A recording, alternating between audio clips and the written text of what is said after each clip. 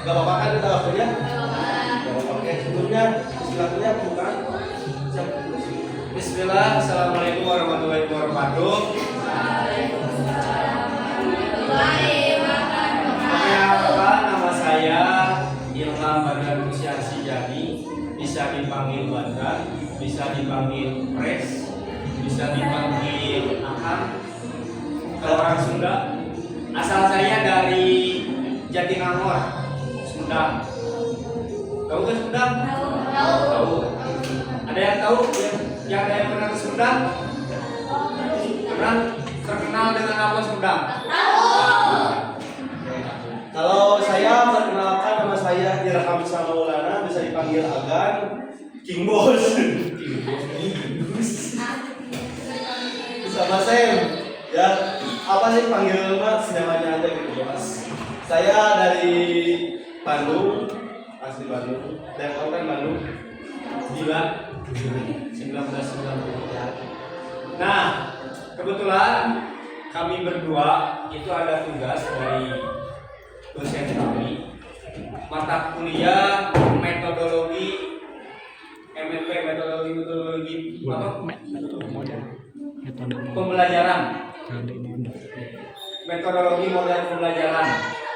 Nah, itu teh menjelaskan terkait metode dan model pembelajaran selama forum atau selama di kelas. Biasanya biasanya guru kalian kalau belajar itu menggunakan metode apa? Misalkan contoh diskusi, ceramah, tanya jawab, atau hanya sebatas menerangkan materi saja. Campuran, suka ada tanya jawab, suka ada diskusi, presentasi ada gak? Berkelompok. Itu tiap hari ada yang presentasi. Materinya gimana? Jadi sendiri atau gimana? Sesuai. Jadi udah dikasih tahu ini. Oh, udah dikasih tahu. Jadi sendiri gitu. Tunggu nih, Pak. Oh, gitu. Ya. Bagus. Tapi ada itu tiap minggu yang presentasi. Ada sebagai moderator. Tahu nggak moderator? MC, kayak MC Mengatur waktu. mengatur waktu. Ada. Nah, di sini saya dan Ilham Sen mau menggunakan metode yang bernama apa Sen? The learning cell. The learning cell.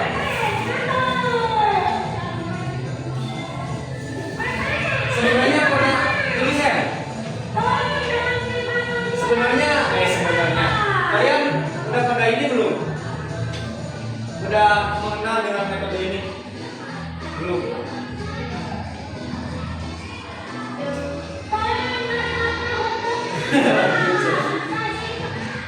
Jadi ini teh diskusi dengan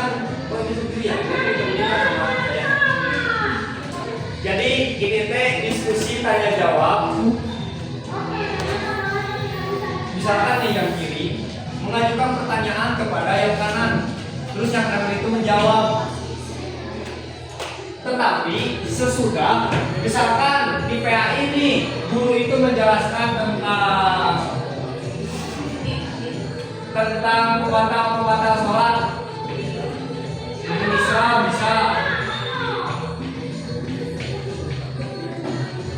Nah, ketika guru ini menjelaskan materi ini, metode ini bisa digunakan. Langsung praktek ya. Begini teman-teman, kita langsung belajar aja ya. Sebelum memulai pembelajaran hari ini, mari kita buka dengan membacakan basmalah bersama-sama. Bismillahirrahmanirrahim. Baik teman-teman, gimana kabarnya hari ini? Alhamdulillah luar biasa. Kayaknya kurang semangat ya sekali lagi. Gimana kabarnya teman-teman hari ini?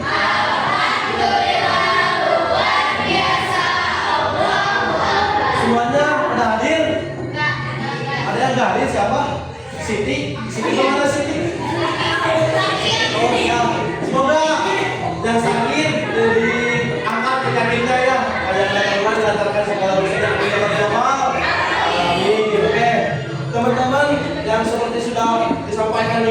sebelumnya Bapak akan menyampaikan hari ini materi tentang rukun Islam. Apa materi tentang apa? Rukun Islam. Oke. Dijelaskan dalam kitab Al-Baqin, al-Islam bukan syahadat Allah ilaha illallah wa iqamis shalah wa zakat wa dzikri ini sampai sabil. Jadi rukun Islam ada berapa? Ada rukun Islam ada berapa? 5. Yang pertama syahadat. Kalian harus gimana syahadat? Asyhadu an la ilaha illallah wa asyhadu anna Muhammadan rasulullah. Nah, kalian udah Islam sekarang. Yang kedua apa? Salat. Suka salat? Yang ketiga? Betul, yang ketiga. Dengar, karena salat yang kedua salat. Salat yang ada apa? Ada berapa waktu? 5. Lalu ada berapa rakaat semuanya? 7. Subuh berapa rakaat? 2. Zuhur? 4. Asar? 4. Maghrib? 3. Isya? 4. Ini semuanya ada? 3. Suka salat kalian? 4. Sebulan? Enggak lah, kan kalau perempuan masih ada halangan kayak ya. Salat itu wajib teman-teman, karena salat itu asal bagaimana Islam kepada agama. Cuma kalian berbuat apapun tapi jika tidak dihamnya salatnya maka coba gitu ya. Maka salat itu yang harus penting gitu. Oke, yang selanjutnya res, yang ketiga res, sebelum sampai ketiga apa? Zakat. Zakat Terbagi menjadi 2, ada zakat fitrah dan zakat mal. Nah, zakat fitrah biasanya sebelum Idul Fitri. Terus yang keempat apa? Puasa.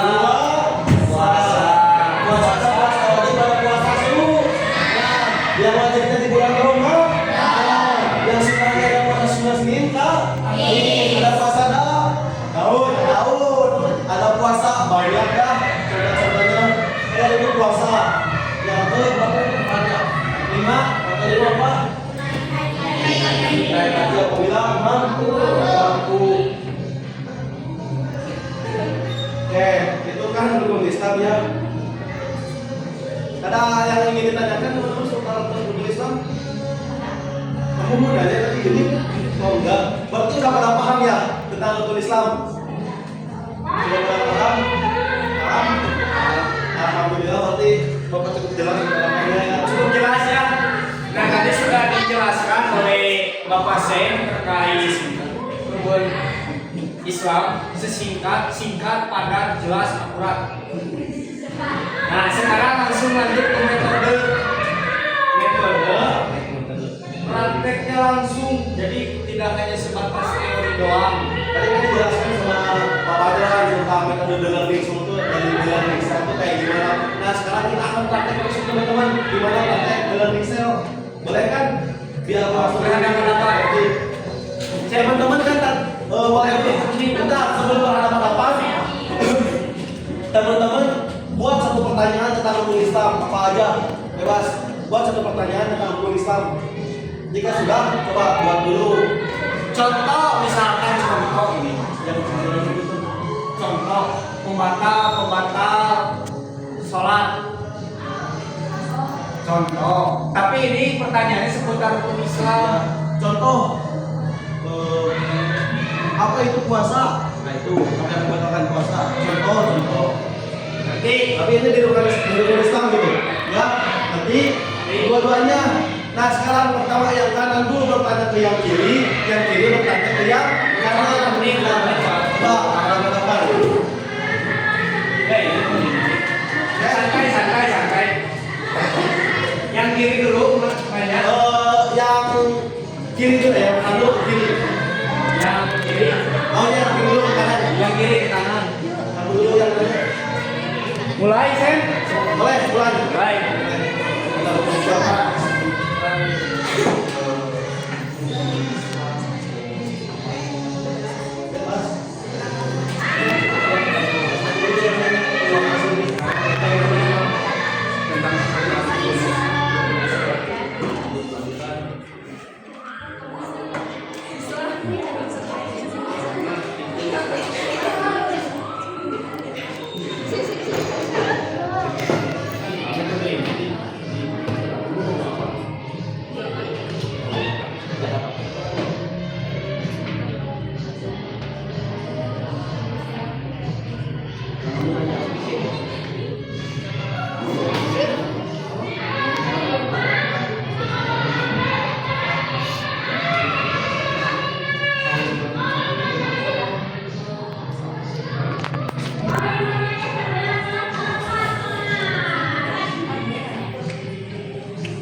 Udah?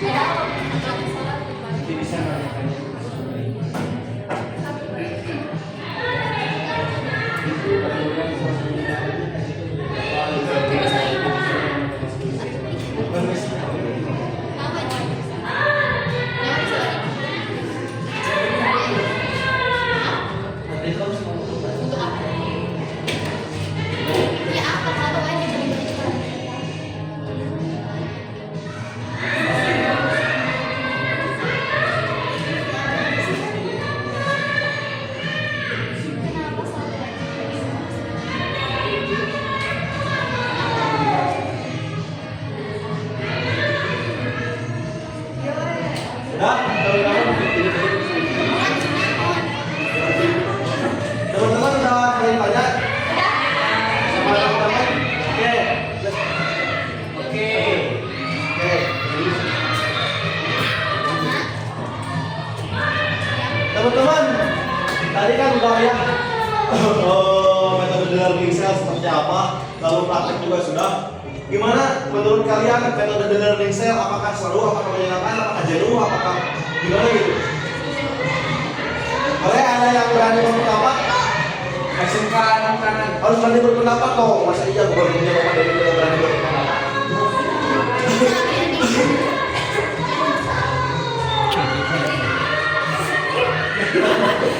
Wah, berarti kurang menyenangkan. Bapak jenuh. Jenuh, Bapak terus menyenangkan, jenuh, garing, seru apa ini Pak? Seru, Udah. Bisa dua. Penelitian doang. apa? Seru, terus seru. Kamu Efektif gak? efektif tuh perjalanan dengan lancar nggak? Oh enggak, jangan enggak, oh enggak, enggak. Coba boleh tahu nggak alasannya apa yang membuat jenuh, apa yang membuat garing, apa yang membuat tidak efektif? Kenapa bisa jenuh? Jawabannya gak apa-apa. Ustaz. Jenuhnya kenapa? Jenuhnya kenapa? Apakah pembelajarannya, metode pembelajarannya itu kurang sedikit bersama metode di aku gitu atau gimana? Ngerti gak sih? Wow. Hah? Ya jenuhnya gimana? Kan tadi itu yang pada jawab itu dinamakan dengan metode learning cell. Nah, sekarang aku pengen tahu learning cell pembelajarannya gimana? Karena kamu jenuh. Nah yang membuat kamu jenuh itu karena apa? Kenapa? Membosankan nggak gitu? Sedikit rumit. Rumitnya kayak gimana? Gak apa-apa jawab aja. Aku kan lagi observasi juga tentang sini. Jangan takut sakit hati. Oke, mikir dulu. Kamu tadi apa jawabnya dari? Garingnya kenapa garingnya? Wah, tuh. Ada yang bosan nggak sama metodenya? Kamu bosan? Sebenarnya metode ini bagus untuk teman-teman buat meningkatkan daya nalar kritis kalian, biar kalian itu daya pikirnya bertanya-tanya. Jadi mencari masalah hidupnya, mencari ilmiah, memecahkan masalah juga. Suka ada yang aktif di kelas. Suka ada yang bertanya. Ada. Nah, kan kalau nanya ke guru suka malu-malu. Bener nggak? Nah, metode itu lahir, metode ini muncul agar Supaya bisa bertanya dan berani bertanya. belajar bertanya dan belajar menjawab. Ya, tentu dari segala apapun pasti ada kelebihan dan kekurangan gitu. Nah, segitu saja. Udah beres. Ini. Oh, tidak aja.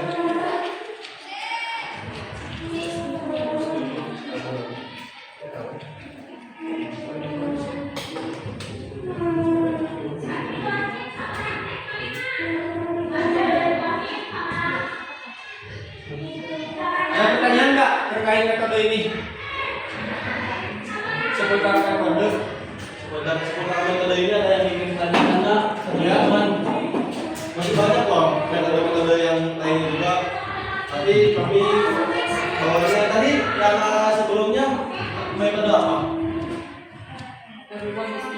Apa? Oh, itu bicara semua orang ini. Jadi ini bicara building bicara building cell sama.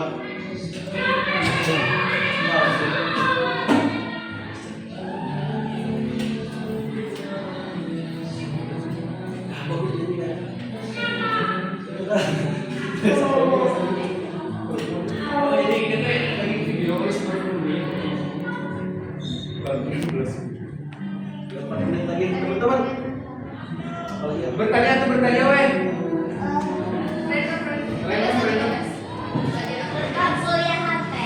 Tentang apa? Kuliahan. Oke.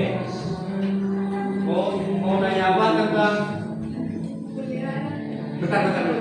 Jabat. Apa enggak boleh? Boleh. Kan udah belajar. Oke. Nah, sekarang kita tadi udah nih nanya ke teman-teman. Sekarang saya tanyakan tentang kita di kuliahan. Terus dia nanyain jurusannya apa? Misalkan. Terus dia bebas. Random ini mau tanya IG, WA boleh. Boleh sok. Nanti diskusi lanjut. Awal. Gak apa-apa, sudah itu berapa? Sudah berdiskusi. Apa? Ada. Tapi di kuliah itu bukan manajemen, statistika, evaluasi yang kayak gitu ya. Tergantung. Itu balik ke individu sih. Kalau perspektif kedepannya kayak gimana? mau ada niatan mau lanjutin? Lanjutin SMA dulu dulu. Nah, SMA itu kan biasanya ada SMA, ada SMA. Kalau SMA itu jurusannya IPS. Nah, IPS yang menentukan kalian nanti mau ngambil jurusan apa di kuliah. Contoh misalkan teman-teman suka pelajaran apa sih? IPS. Nah, nanti SMA-nya bawa IPS, kuliahnya bisa ke pertanian, bisa ke pertanian, bisa ke antropologi, tentang ilmu budaya, itu bisa. Jadi ketika kalian nanti SMA harus benar-benar memilih, misalkan IPA kalau itu segitu, benar. Padahal enggak gitu. Maupun IPA, IPS itu sama. Cuma yang berbeda kalau misalkan IPA berarti perkuliahannya nanti jurusannya akuntansi, kayak itu manajemen syariah, tentang keuangan, tentang hitung-hitungan, ekonomi syariah, misalkan kalau itu ada, itu biasanya basicnya IPA sebenarnya. Kalau misalkan pesantren nih, kalian SMA-nya pesantren sama pesantren itu ada misalkan PAI, terus PBI, pendidikan bahasa Inggris atau pendidikan bahasa Arab, itu ada. Betul ya? Ada yang lain tentang perkuliahan?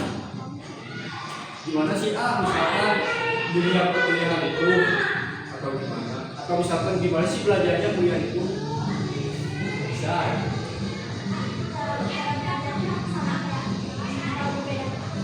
Nah, nanti ditambahinnya besok. Jadi cara belajarnya kalau perkuliahan itu lebih ke individu. Jadi dosen itu hanya sebatas fasilitator, pendamping doang. Kan kalau di sini mah ngejelasin nih, ngejelasin nih materi kayak gitu. Kalau di buku ya, maka jadi kita sebagai mahasiswa yang ngejelasin materi yang dari judul, dosen hanya sebatas ngasih judul besarnya doang. Adapun misalkan dulu kalau di sini guru nggak hadir, suka belajar nggak? Suka. Nah begitu pun sama di dunia perkuliahan. Ketika si dosen itu nggak hadir, tetap kita belajar, tetap kita diskusi, tetap kita presentasi. Jadi nggak terpatok kepada dosen. Dosen itu hanya sebatas fasilitas. Dosen itu ngajarnya hanya 20%. Sisanya kita yang nyari semua itu. Saya melengkapi apabila mahasiswa Jadi misalkan ketika mahasiswa jelasin ada yang salah nih di materi, nah dibenerin sama dosen. Jadi sepenuhnya kelas ini itu sepenuhnya dikuasai bukan sama dosen, bukan sama kita. Dosen itu cuma guru, dengerin kita, sama dibagi kelompok.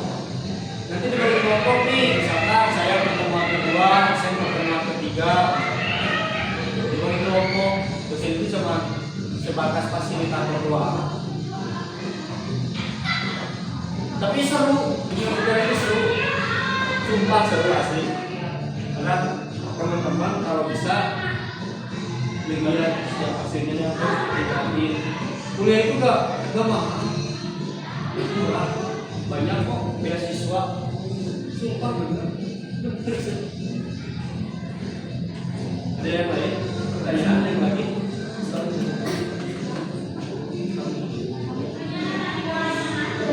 Oke teman-teman, alhamdulillahnya awal mula berkontak itu kita bisa bertemu pada kesempatan kali ini. Kami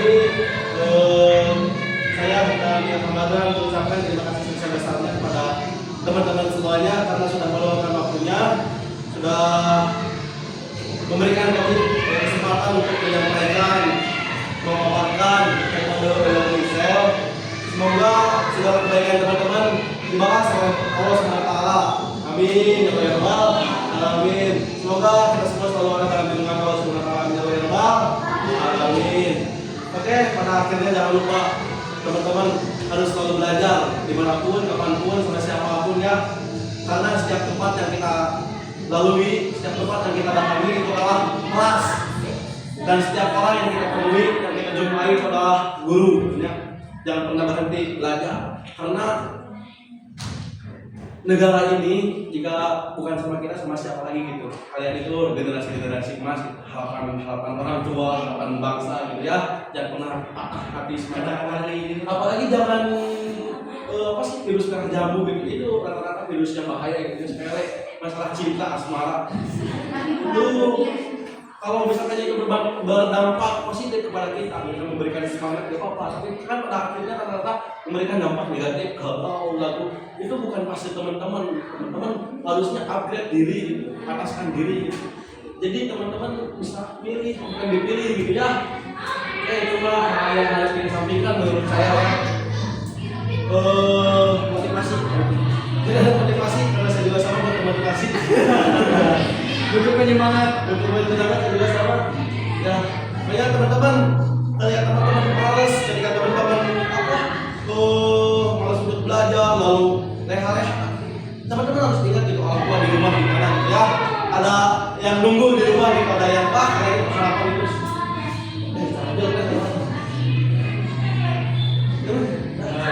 Oke, dari saya sedikit suatu kata-kata. Boleh?